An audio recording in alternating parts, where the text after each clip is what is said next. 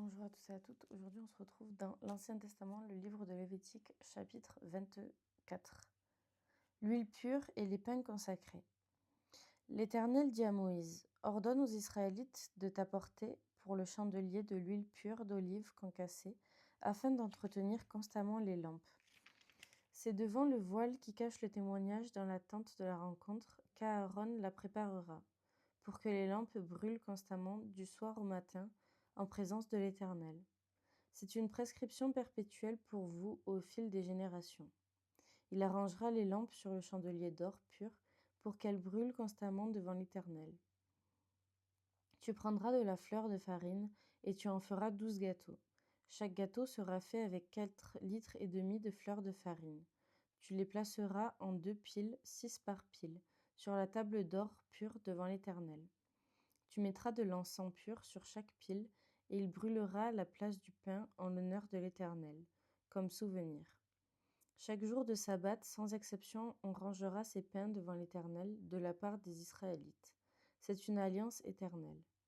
Ils appartiendront à Aaron et à ses descendants, et ils les mangeront dans un endroit saint, car ce sera pour eux une chose très sainte, prise sur les offrandes passées par le feu pour l'Éternel. C'est une prescription perpétuelle. Sanction d'un blasphème. Le fils d'une femme israélite et d'un homme égyptien sortit au milieu des Israélites et se disputa dans le camp avec un Israélite. Le fils de la femme israélite blasphéma et maudit le nom de Dieu. On l'emmena à Moïse.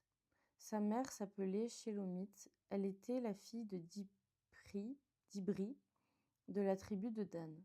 On le mit sous bonne garde jusqu'à que Moïse ait déclaré ce que l'Éternel ordonnerait.